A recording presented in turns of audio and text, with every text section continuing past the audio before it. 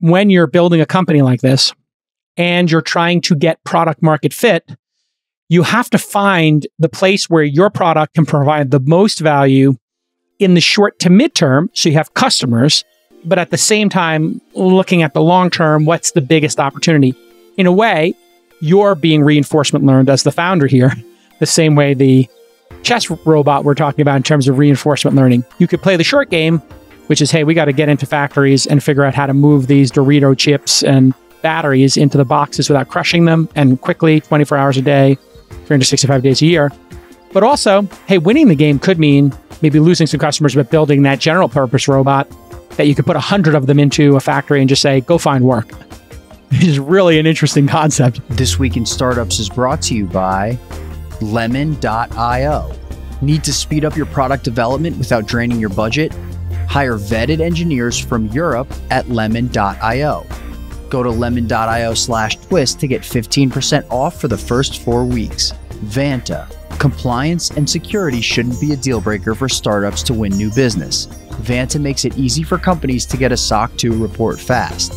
Twist listeners can get $1,000 off for a limited time at vanta.com/twist. And LinkedIn Marketing. To redeem a free $100 LinkedIn ad credit and launch your first campaign, go to linkedin.com/nextunicorn. All right. One of the most interesting angles for artificial intelligence is how they might impact robots in the real world. Now, of course, robotics has been going on forever. You've been seeing Boston Dynamics or CafeX making coffee, or little tiny robots, the Roomba going around your house and vacuuming. Maybe you've seen the automation at an Amazon factory, incredible to watch. And robots have largely lived inside of factories, and they largely have been programmed by developers, and there is no AI going on. Computer vision is a small area that's an exception. We invested in a great company, Root AI, that was picking berries and using some of the hands that have been made, the hand technology, robotic hand technology from MIT, to very carefully use computer vision to find the right strawberry to pick at the right time. We've talked about it on this program over and over and over again. But now that AI is starting to hit a tipping point, as we've seen, a lot of founders are focusing on, hey, can we get a robot to do reinforcement learning? And we're going to hear all about that today from Peter Chen. He's the CEO and co-founder of Covariant. Peter, welcome to the program. Thank you for having me. It's great to be here. All right. Now, you worked at OpenAI for a year or two. You went to Berkeley, you got your PhD, and you founded Covariant back in 2017, raised a ton of money, just did a $75 million Series C, led by our friends over at Index. Let's talk a little bit. You heard my preamble. Robots living in factories, robots not using AI, being being programmed to do very vertical specific tasks. You know, one robot in the Tesla factory is going to do something radically different than the next one. Exactly. And putting AI in front of these things, it's just not going to work in a lot of cases, and it could cause a lot of damage because these robots are big, powerful, fast, and they can break things, including humans, which tragically we see in these factories. So what is your approach? You got to this early. What is your approach in terms of putting AI and robotics together to try to hit this future where, my gosh, could robots be learning and using AI to do new tasks in the actual real world? Yeah. So that is a really good preamble in terms of a history to robotics. Like, so I would say robotics is not a new technology and not a new field. Like, there are a lot of robots out there in the world, in car manufacturing plants, in electronics assembly lines. There are robots in all of these different places. And exactly like you said, Jason, those robots are programmed. And typically what they do is they do just the same motion again and again. And then an automation line, an assembly line is so costly because you need to perfectly engineer every step of the process so that a robot that is only doing repeatable motion again and again can succeed. But you can imagine there are a lot of things in the world that just cannot be reduced to repeatable motion again and again. And those are really everything that robotics has not been able to crack before, including the strawberry picking examples that you mentioned, including really all of the manipulation, like things that require your hands in warehouses and logistics, which is what we focus on. When you think about those facilities, like you're handling hundreds of thousands, sometimes millions of different kinds of items that exist in an e-com warehouse. There's no way you can reduce the order fulfillment of that many items to a perfectly repeatable mechanical process. And those are all the places that we have not seen robots play a big role yet. And that's really how I think about AI's role in robotics. Like, it's really not making those robots that are doing mechanical movement again and again better. Like, you don't need AI there. Like, you just need programming to do that. But what AI can really do is take robots out of those perfectly structured environment where you're just doing the same thing again and again to a much bigger role, where you really need to handle dynamic, diverse circumstances that's changing every second, every day, every season. And that really opened up a couple more orders of magnitudes of robotic applications that are possible. Covariant, we are starting from warehouses and logistics, but we really see the broader world as a fair game for this AI apply to robotics. And there are really... So, going into the factories, just to, because you mentioned that twice, is obviously a great place to go because you have a high frequency of transactions, as you mentioned. Number two, you have a high variability, the different sizes. I ordered a bunch of straws. You ordered a couch. These are very different sizes, a pack of batteries and a computer, let's say, a laptop. And then on top of that, it is a semi-controlled environment. So you're not building a robot that goes down the street and delivers a burrito and is going to get kicked over. So while there's variability, it's controlled variability. It's variability on this, a conveyor belt in front of you, let's say, right? Yeah, exactly. So I think you can think about the evolution of autonomy, robot autonomy, to going from perfectly structured environment to semi-structured environment, which is what we're handling in this type of warehouses, distribution centers, industrial environments. Lots of variability, but still semi-structured. Like you're not going to have, for example, people kicking around, or what self-driving cars can run into is like a turkey chasing a toddler on the street, like really out of bounds scenarios.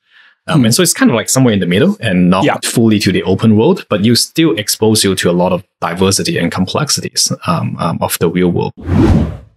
Imagine this. You got an idea for a tech startup. You're going to change the world. I know it. But you got a problem. You don't have any engineers. Engineers, hard to come by. They're very busy. They got jobs backed up. Well, you need to find great engineers. You need to find them quickly. And you need to reduce your burn rate, right? Because you can't be spending like a drunken sailor. You have a limited amount of resources as a startup. Now imagine there was a partner out there waiting to help you who had 1,000 on-demand developers, and they were vetted, experienced, results-oriented, and passionate about helping your startup grow. And what if they charge competitive rates, reasonable rates? Does this sound too good to be true?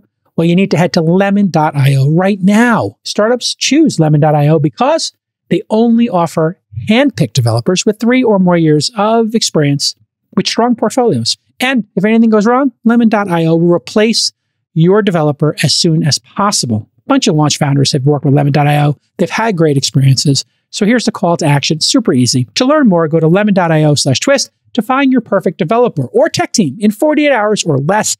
And Twist listeners get 15% off the first 4 weeks. What a deal. So stop burning money, hire developers smarter, and visit lemon.io/twist. Easy peasy. Lemon squeezy at lemon.io/twist. In terms of where we're at in this process and where you're at with Covariant, if I were to look at, say, playing games. Yeah. And so you have a very finite game, chess. And then you have an almost a finite game, but a much larger base of possible outcomes, Go. Mm-hmm. And then you have games that have a massive amount of human variability in them, like, say, poker. Mm-hmm. So we've watched as those things have fallen, and then even DeepMind taking the entire Atari 2600 catalog. We just had Mustafa on the program, one of the co-founders of DeepMind. Where are we at in that timeline? Are you at like chess? Are you at Go? Are you at, random video games and do reinforcement learning? If you had to baseline 2023, AI in robotics, reinforcement learning, where is it at?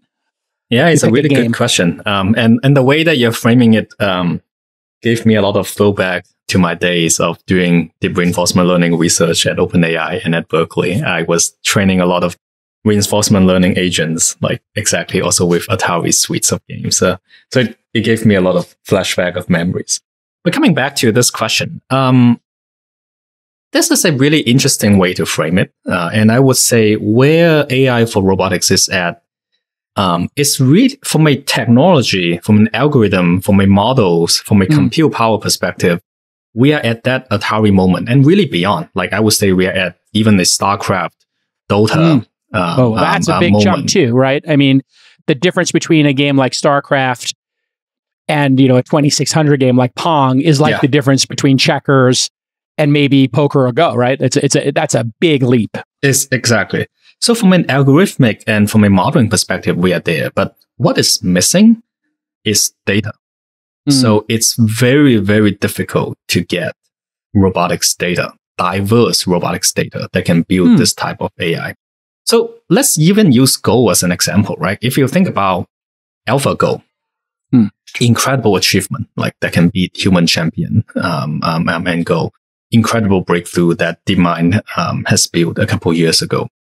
And you have mentioned like why this was incredible. This was incredible because Go is a really complex game. If you look at all the possible compositions of a Go board, like there's something like 10 to the 170 possible configuration of a Go game. And that's more than the number of all particles in the observable universe. And that's crazy. Is, just to pause on that, the game Go, which just has two different stones, seemingly seems to be, on the surface value, you would just look at Go and be like, checkers. It's a simple peasant game. It means nothing. Chess is much more sophisticated. It's not because of the size of the playing board. Exactly. And the number of, I think it's the dynamism of what can happen when you have a multiple angle flip and, 3 or 4 different, rows change at the same time. It's just so many possibilities of outcomes. Exactly. So wildly complex game. And that was why, like, for a very long time, leading artificial intelligence researchers didn't think we would crack Go in any time soon. And so it was a big shock, like when deep reinforcement learning was able to crack the game of Go. But if you look behind the hood, like one key thing that really power that is the amount of data. Like if you look behind the Go winning deep neural nets, it's trained on more than 100 years of Go playing experience. Like, I mean, we can go into the details of like it starts from self-play, expert play, and all of those kind of good stuff about the data. But just pause for a moment and think about the sheer amount of data that it's trained on. Yeah. When you're playing against AlphaGo, you're effectively playing against a Go player that has done nothing in her or his life for 100 years, just playing Go. Right? Their life is 100 years of playing 100 games simultaneously. Who knows? I mean, it depends on how many H100s, I guess you have exactly racked. But it's playing such an amazing number of games and figuring out outcomes, and it doesn't even need to be trained. So this is a good place to pause, given your background. If you were going to explain reinforcement learning in the case of Go or StarCraft or playing Pong to somebody who had never heard of artificial intelligence, you just want to understand how reinforcement learning works on a very basic level. Yeah. What are the 3 or 4 key concepts and terms of art in reinforcement learning? Yeah. So the two most fundamental concepts that you need to understand for reinforcement learning. One is you learn from doing different actions. So if you only do the same action again and again, there's no reinforcement learning because you have no contrast, right? And then the second concept that you need to understand is there needs to be a reward function. Like, so once you do action 1, it leads to some outcome 1. You do action 2, it leads to some outcome 2. There needs to be a reward function that can rate which one is better. Once you can have an agent that do different actions and the actions lead to different outcomes that can be rated by a reward function, then you can start doing reinforcement learning. And at a high level, it's really simple. It's about the agent exploring the world by taking different actions and that lead to different outcomes. And that outcome is rated by reward function. And then the reinforcement learning algorithm just look at what are the actions that tend to be better. And you start that learning loop on there. There are a lot of technicalities on how to make that work and how to make that run efficiently and how to make it work well together with a big neural net. Like, for example, how do you turn GPT-4 into ChatGPT-4? Like, there's lots of craft and details that's needed in making that happen. But really, at a high level, it's as simple as that. It's taking different actions and figuring out which one is better and try to do that more often. That's really the core basis of reinforcement learning. Okay, so reinforcement learning, to reflect it back to you, the behavior, you have to have an A, B, C choice, right? So you have to have a behavior choice. In the case of, chess, it would be moving one of the pieces according to the rules. And there's only a certain number of pieces that can move in the opening move. And then what is winning? What do you want to reinforce? What do you want to tell it good? And good in chess is having a piece taken or not having a piece taken. Are those the two basic components there? Yeah, those would be like a good incremental reward function. And then your ultimate reward is whether you have won the game or not. Right? You can imagine losing all of the pieces, but if you won the ultimate game, that's still a good outcome. Well, and this is like a great point, because if you look at somebody like Magnus or some of the top chess players, I watch clips of them. I don't know if you've ever watched clips of them on like TikTok or YouTube. They now like make little short clips of the best endings. One of Magnus's like incredible gifts is he sacrifices massive amounts of material. He'll sacrifice a pawn and then he'll sacrifice a rook and you're like, oh my God, he's dead. But those sacrifices lead to a series of moves that, boom, checkmate.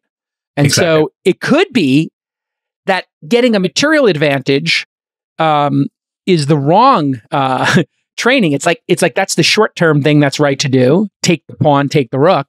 So the other player playing Magnus thinks they're doing the right thing, but they haven't thought as far ahead as Magnus, who is now, mate in 2 or mate in 1 when you make that error to take the rook. Yeah. And you are referring to a technical concept here in reinforcement learning that is called like, how do you optimize for a very delayed reward? Like you're optimizing for something that has a long-term dependencies. Like you make a move now and maybe you lose a couple steps, but you ultimately win the game. And the big challenge in reinforcement learning is how do you figure out that delay outcome and how do you figure out that long-term dependencies that you have. I want to take a step back and coming back to the data question on robotics and on your earlier question of where we are in the AI for robotics evolution. Yes. And I make this comment that from an algorithm and model perspective, we have what we have, but we don't have data. We don't have the equivalent of Go's data of 100 plus years of diverse playing. Or ChatGPT ingesting Reddit and Twitter. Exactly. And OpenCrawl or Google indexing the web and putting it into Bard. Exactly. We don't have the Reddit equivalent. We don't have the GitHub equivalent in robotics. And that is the key limiting factor of robotics. Hold on a second, though. Does not, I gotta think, Bezos, who's a genius, would have cameras all over, the conveyor belts in the factories. Would, a couple of cameras watching humans do this be the potential, data source, or is it not trained enough? So a robot and an AI watching a human pack boxes, would that be, if you had 1 million hours of that, enough for you to send a robot in there? So it's a really good question. Like this topic has an academic name. Like this is called third-person imitation learning. So this is like you're seeing from a third-person view, someone else doing it. Can you learn from that? And I would say the best state of the art is you could learn something from it, but it's never as good as if this is coming from your own actions, how you have tried it, and whether you can actually learn from that yourself. And the reality is actually even for Amazon, they actually release a couple of data sets on the items that exist in their warehouses. And actually the data set is much smaller than what we have collected even here at Covariant from across the diverse set of customers that we have. A big chunk of that is it's not just about the data. It's also getting exactly the right format of data and getting the right type of data, right? If you think about the modern movements in large language models, a lot of the secret sauce is in the type of data that you curate. And this is not something that you can just, oh, let me try to crawl more of the internet, right? The equivalent of that would be try to put more cameras in these warehouses and just look at conveyors, right? But are you actually capturing the useful moment, the most meaningful data? And to understand what kind of data you need to capture actually require really deep understanding of what you actually need the robots to solve. So can we collect useful data? Yes, for sure. Like we can already start collecting that today. But what we have found is that really to teach robots to operate very autonomously, you need extremely high quality data. And if you need very high quality data, they need to be collected in a very purposeful way. I would think the hardware that you use is distinctly different than a human hand. Now, they might have modeled it after the human hand, but it's going to move in a different way. It can move faster. It can move in ways that would give us carpal tunnel syndrome, that they would, the HR department would say, do not bend over like this. It's going to cause, carpal tunnel. It's going to cause back problems. A robot does not have those, right? A robot can just move in any direction. You could, hyperextend your elbow and dislocate your elbow to move a package with a robot. So the data you collect has to take that into account, is the flexibility of the robot, which can twist and turn in any given way. Let's talk about where the robotic hands are, robotic arms, because you can buy a robotic arm now. Exactly. That's capable of doing, 24 hours a day, 365 days a year with very little downtime. Yeah. That can lift hundreds of pounds for how much now? What is the entry-level robotic arm that you might see in the Cafe X coffee machine, or you might use in a small warehouse to move, a 10-pound package or something? What do those go for now? Yeah, industrial robots are an incredibly robust and mature technology. And so they're really good. Like they last for a long time. Like they can work 24/7. And with proper maintenance, like those robots can go for 10 years. So it's actually really incredible technology that's been built up and tooled by the automotive industry. These type of robots depends on size and payload. It typically goes somewhere from 25K to 50K. So which is not a very significant cost. Like if you really think about like the length of time. We're talking about super industrial. If you were to compare it to a human arm in a factory would cost you $50 an hour in total compensation. And if it was working, 24 hours a day, that's $1,200 a day, 365 days a year. We're talking about $500,000 per year, over 10 years, $5 million. One of these arms could do that for $50K. Exactly.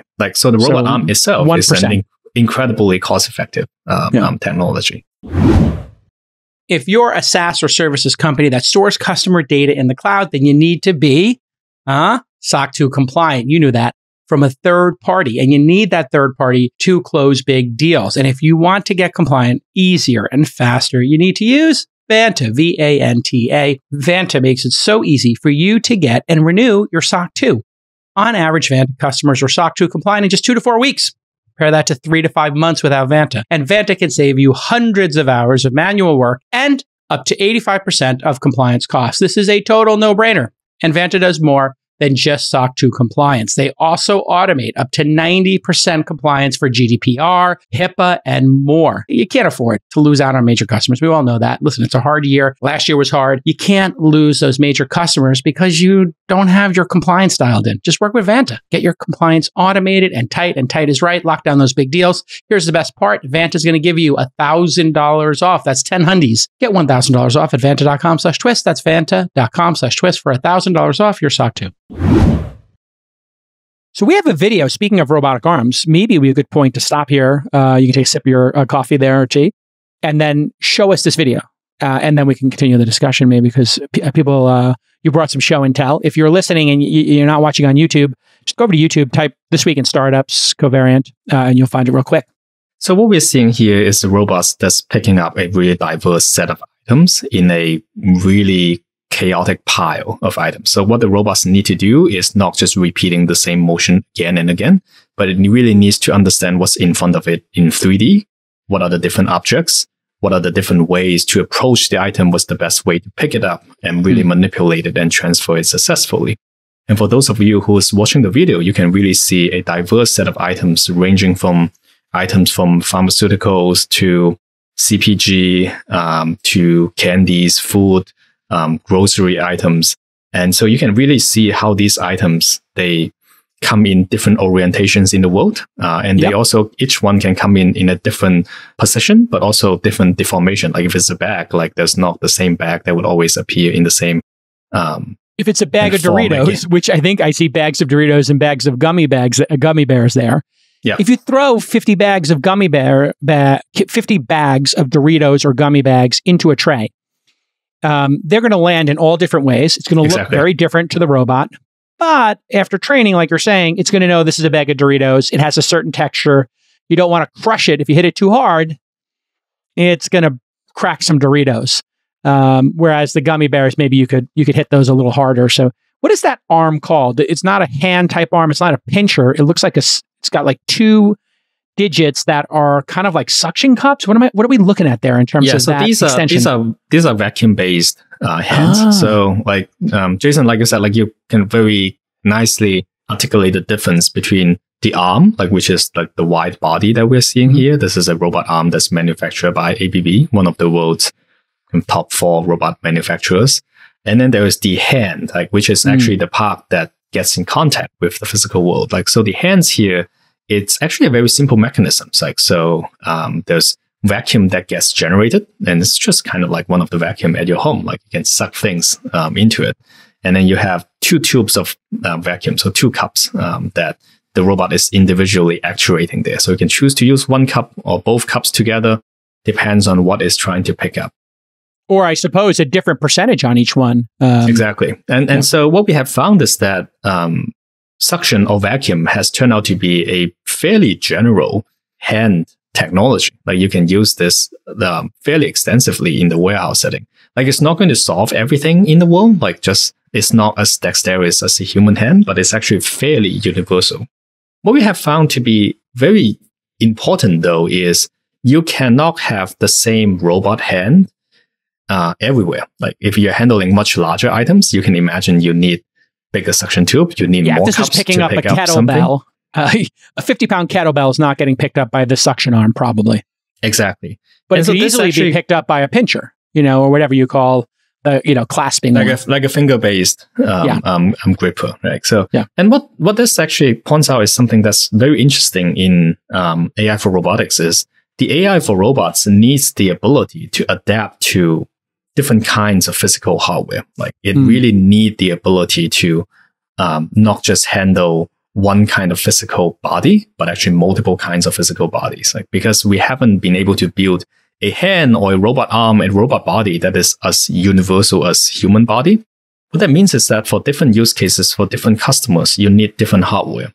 And now your AI needs to have that ability to adapt to different physical embodiment that it has. And this is actually getting at a pretty interesting idea, right? Then how do you actually build an AI that can learn across multiple different physical bodies? And how can you build an AI that can learn across multiple scenarios and different kinds of item sets that you're building? And that really sits at the core of what we're building, which is what we call Covariant Brain, a foundation model for robots. And we say it's a foundation model for robots because similar to ChatGPT, like that is learning across translation tasks, coding tasks, like all of these different language tasks related together. The foundation model that we build also learn across multiple different robot tasks with different robot hardwares in different customer scenarios, in different verticals together. And we do that because that is necessary to solve the data problem for AI for robotics that we mentioned earlier. Like imagine like if every time I need to come up with a new robot hardware platform, I need to collect a bespoke set of data sets for that hardware. And if I need to collect a bespoke set of data set for one customer, you're never going to build up to that AlphaGo moment of 100+ years of experience. Like, so really the only way to bootstrap this foundation model for robotics is to collect all of them together. And you have to build one AI that can learn across all these different tasks together. So which begs an interesting question. Someone like Amazon would see this information, this data, this learning as a proprietary advantage over Target and Walmart. Whereas Target, Walmart, or some other vendors who maybe were far behind, let's say Target was way behind Walmart and Amazon in terms of automating their factory. I'm just making this up. They might very much want to contribute their data in order to get your solution. So how do you think about the go-to-market strategy as a founder, where some people might say, I don't want to give you that data, or how do you get that data? And then how do you negotiate that with your customers? Yeah, so we work with customers that we work with big e-com customers that are innovation forward. Like they know automation with AI-powered robots is the way to go in the future. And they also look at themselves and say, there's no way I can build that competencies internally, like in order to compete with Amazon, in order to keep up with the innovation. I have to work with a startup that takes a partnership approach and can really bring that technology to them. So one of this example is one of the recent customer that we have announced in Europe is with a customer called Otto Group, OTTO Group. They're actually the second biggest e-com company in Europe behind Amazon. And so they exactly compete against Amazon. So they are a big e-commerce conglomerate. They also own, I think the American more familiar brand would be Crate & Barrel. So they own Crate & Barrel. And why do they partner with Covariant? Like they partner with Covariant exactly because they see AI robotics as inevitable. And they see that using that capability as one foundation model, one platform to transform multiple places of their supply chain network as crucial. But at the same time, they cannot build that themselves, right? So really the best move is to partner with Covariant and really bring that technology to their network. And yes, like they're contributing data to the platform, but they're also benefiting significantly from it. Yeah, give to get.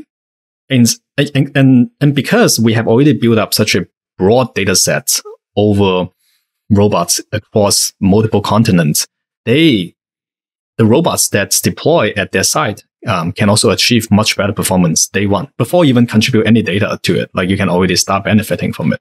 And this is a large part of what makes the current state LLM so powerful, right? Because like even before you fine tune, for example, a Llama on your own data sets, it's already quite useful, right? Because it has already learned so much about the world that even for your own business problem, it hasn't seen all of the proprietary data yet. It can already perform well out of the gate. And by working with us, like we give them the ability to ingest their data onto this large data sets that also make the AI more powerful on their specific use cases. Got it. When you're selling to B2B buyers, you really want to get your pitch in front of the decision maker, the person who gets to sign the check, because these upper level execs, they're the ones who make the purchasing decision. Everybody can have an opinion on the team. Of course, it's 2023, but there's always somebody where the buck stops, and that buck stops on their desk and doesn't get into your bank account. These high-level folks are hard to find. They're hard to target on social media platforms, but LinkedIn is the social network for business, and they have 930 million members ready to do business with you, and that includes the 180 million senior-level decision makers. Plus, don't tell anybody, there's also 10 million C-level executives there. That's a ton of purchasing power. LinkedIn Ads is built specifically for B2B marketers. No other platform in the world can offer these eyeballs, and you can target them, obviously, by their location, the size of their organization, their vertical, and their title. When you think about business, I want you to just think about LinkedIn. LinkedIn equals business. Business equals LinkedIn. It's that simple, folks. When you present them with an opportunity, they will, of course, be in the mindset to receive that because they're not posting pictures of their food from Italy on vacation. Make B2B marketing everything it can be and get a $100 credit towards your next campaign by going to linkedin.com/nextunicorn to claim your credit. That's linkedin.com/nextunicorn. Terms and conditions apply because LinkedIn is so generous to the This Week in Startups audience.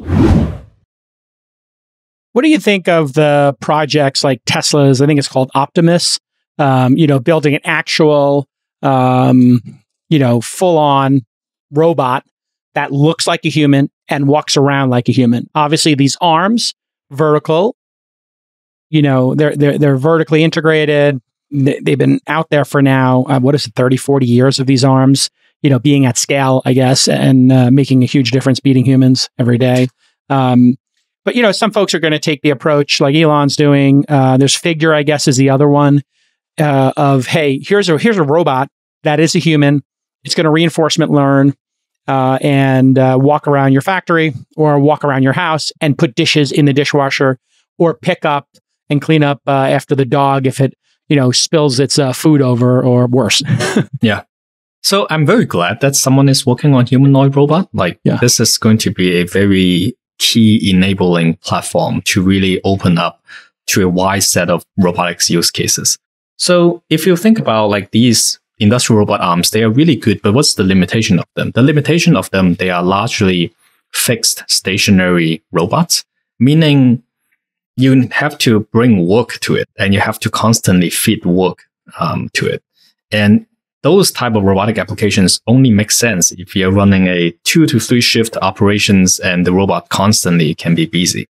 And that's the type of use cases that we are solving for our customers. These are heavy industrial environments that there's work constantly happening. And that's where you have this super positive business case. It's a very big market, right? We can easily sell billions of dollars of ARR worth of robots to this type of logistics setups that run 2-3 shifts of operation. But it's not everything, right? A lot of things that's in a not as intense industrial setting. Maybe you would only do your dishwasher twice a day at most, right? And that's twice a week. Who knows? Yeah. Yeah, or twice a week, right? So does it make sense to have a dedicated robot arm that's fixed around your dishwasher to only do that? Unless you're running a cafeteria. And I looked at, there's a DishBot, I think it's called, which was using magnetics to pick up the things, but you had to use the same dishes. Mm-hmm. So if you had a cafeteria and use the same size bowls, the same type of cups, and they're made of plastic, not China, you could actually use it. But yeah, so with this, Tesla Optimus or, the other ones in the market, they can go find work. They can go into your backyard and start looking for work. Exactly. They don't need to work in one fixed setup like that only high volume industrial environment can afford. It's like commercial kitchen, it's another type of industrial-ish environment. So this is going to be a very important platform. Basically, it's going to open up robotics to even more use cases where it's starting to go into automating things that aren't frequent, that don't happen frequently. So very, very important technology building that needs to happen. I personally don't really have a forecast of when this will land, because this is a very tall challenge, right? You are trying to do a lot of things that's not very high level, very high value, each one in isolation, but you need to be able to do a lot of these. So that puts a lot of burden on the generality of the hardware platform and the cost of it, right? Yes. Because each single one of this is not going to be very high value. That also means if your humanoid robot costs $1 million, that's not. You can't use it in your house unless you're, got a lot of dispensable income. Exactly. But you could use it if you were a military application, or it's a newfangled firefighter that can go into a burning, pet store and take the pets out of the pet store without getting burned. There are going to be some applications where you're willing to pay $1 million. And actually we have bomb robots now. They just don't look like humans. They look like, little RC cars, right? They drive them around. Such an interesting point you make, because when you're building a company like this and you're trying to get product market fit, you have to find the place where your product can provide the most value in the short to midterm, so you have customers, but at the same time, looking at the long term, what's the biggest opportunity? In a way, you're being reinforcement learned as the founder here, the same way the chess robot we're talking about in terms of reinforcement learning. You could play the short game, which is, hey, we got to get into factories and figure out how to move these Dorito chips and batteries into the boxes without crushing them, and quickly, 24 hours a day, 365 days a year. But also, hey, winning the game could mean, maybe losing some customers, but building that general purpose robot that you could put 100 of them into a factory and just say, go find work. It is really an interesting concept.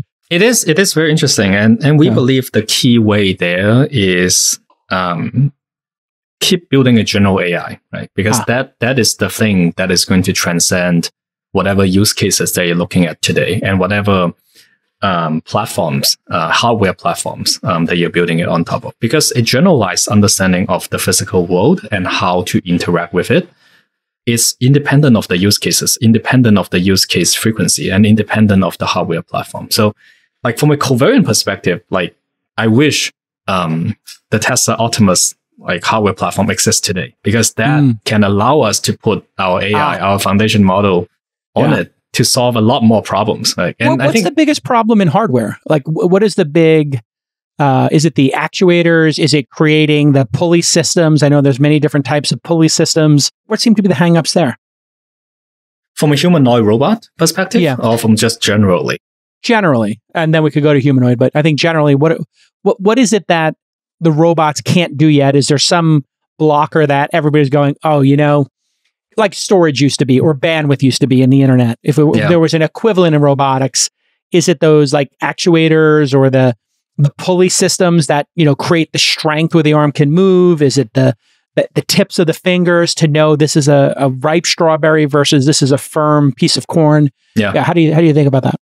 So the answer to that actually is very different if you think about it as a general purpose humanoid robot versus like kind of a more classical robotic automations perspective. And I'm going to say a little bit what's the difference. The difference is that from a more classical robotic automations, the key thing is, can you customize very quickly? Because like for every single physical problem that you want to solve, you typically can come up with some clever mechanisms that make the problem easier, because the problem is not every single thing that a human body needs to do. So the hardware challenge there is not so much of any single individual one of those, but is for every new problem, you need to customize your hardware design a little bit. Like, and it's your speed of customization that sits at the core of this. The humanoid robot is interesting. The humanoid robot, I would say it's as much as a product problem, as much as a hardware problem, as a product problem. Like, we cannot build a humanoid that is as good as human today. But then what is the first humanoid product that you should build? Like, I would say it's as big a problem as the specific hardware challenges that's there. Like you said, maybe we should build a humanoid robot that focus on bomb removal use cases first, right? But then, like, once you articulate that product problem, you can find a way to engineer for it. Like, what's very difficult is engineer something that is as good as human. That's too general and too vague. Too general, right? A product problem to tackle. Well, I like the approach that you've taken, which is, we know the total addressable market for e-commerce and moving packages around is high volume, high transaction, and high value, right? So it's got a lot of the, if you would put the circles, high volume, high transaction, high variability maybe, or complexity, maybe a better word, and then there's money involved. So it might be small transaction sizes, maybe it's $40 on average, but there's like 1 million of them a day coming out of this factory. So that means you got $40 million worth of product going out a day, you know, and whatever that is per year. So it's extraordinary how much value is it. When you studied the TAM of other markets, obviously factories were one, but they're factories are well-oiled machines. I don't think they apply as much to what you're doing because there's not variability. So this is actually like, let me make 2 comments. Like, one comment is coming back to your multiple circles, and then the complexity and the variability part is actually a super important part for building a general AI for robotics, because the AI that we build in warehouses and distribution centers can see really virtually any objects that exist in the world. That gives us an extremely good training ground to build AI that can work elsewhere. Like, so, I mean, given this is a technology podcast, like, I like to like make that technology point. And then the second point about what you were saying, and like, if you think about like the type of use cases that we are deploying into, like, you can really think of them as starting ground to build the future of robotics. Like, and because the key insight here is that the AI that understands the physical world and interacts with the physical world is almost independent of use cases and independent of hardware platform. And so by finding these high volume use cases in one industry, like, it gives us the ability to start this flywheel, to start building the AI and start solving the data problem for robotics that other people just can't have access to because they don't have that real world data. They don't have that real world robotics interactions. Amazing. This is just extraordinary. You're in year 5 or 6 of your journey. And it looks like the understanding of AI and the importance of it in the world has caught up to your vision. So that's nice. I guess a lot of investors suddenly that said no to you for the first 5 years are now banging on your door saying, how do I get an allocation? Talk maybe a little bit on a practical basis about being a founder when people think that's too hard. That's not good. That's going to be a money burning pit, to everybody saying, oh my God, that's the future. It's here now. I need to go make up for this mistake in not backing your company 5 years ago. You must have a lot of boomerang investors, yeah? Yeah, like it's very interesting because when we started the company, the term foundation model didn't even exist. Like, so when we started telling people what we did was we are building one AI that can learn across multiple tasks, learn across multiple robots. And then people would be like, I don't see why a specific AI isn't better. Like, why shouldn't you just train an AI that is on one specific use case for one specific customer? Like, no one would make that claim anymore today. Like, because people have seen how GPT-4 is better at translation than Google Translate. Even though Google Translate is also a deep learning powered AI-based translation system, that is just a more task specific one, right? So it turns out that GPT-4, by learning to do a lot of other different language tasks that are not translation, gave it better understanding of the world in terms of semantics, history, memes, grammar, that actually make it much better at translation than a AI that is specifically built for translation. So it definitely has been tremendously helpful in the last half year or so that the success of our friends at OpenAI, Anthropic, Cohere, other places that have really. So some of those VCs came back. Some of those VCs emailed you back after turning you down, I take it? Definitely. Like I would say, that's definitely a huge increase in interest just because. I think that's the greatest. It's not the greatest feeling ever as a founder is you get rejections all day long, man. When you must have met with 100 investors, before this AI boom and gotten 97 no's. Am I approximately correct? 90% no's, 95% no's? We are somewhat fortunate that we have really big supporters internally, and so we actually had not had the need to fundraise very extensively outside. Well, I guess your OpenAI. Mike Volpe from Index has been a big believer in this type of general model very early on, and so we got lucky there. But yes, and that's true not even just with investors, that's true with customers, right? Because this boomerang customers. This whole thesis of general AI being a better approach than specific AI, also customers didn't used to believe that, right? But now they really cannot refute that anymore because the whole world is moving into that direction. No one wants to train specific AI model on their own specific data sets that's going to get stale, that's less performant than a more general AI platform anymore. So that movement has been extremely both validating to the approach that we have taken for the last couple of years, but it also helps us tremendously. Customer side, from the capital market, and all of these different aspects. Absolutely fantastic to have you on the program. Peter Chen, Covariant AI. You can follow him on Twitter /X. He's not super active. Peter Xi Chen, XI, Peter XICHEN. Covariant AI. What's your domain name so I can send people, because I know you're hiring? Oh, Covariant.ai. Yes. Yeah. So if you're hiring, what's the hardest thing to hire for right now? What do you need? I'd like to help fill some positions for you to thank you for your time here on the program. Yeah, we're always looking for great engineering talent, great AI talent. If you're interested in solving hard problems that have not been solved elsewhere, which is what we are doing every day, we would love to hear from you. Covariant.ai/careers. The HR department's going to thank me for setting up the careers page. So. Yes. Great having you on the program. Continued success, and would love to check in with you in about a year and see how you're doing on this incredible journey. And we will see all of you next time on This Week in Startups. Bye-bye.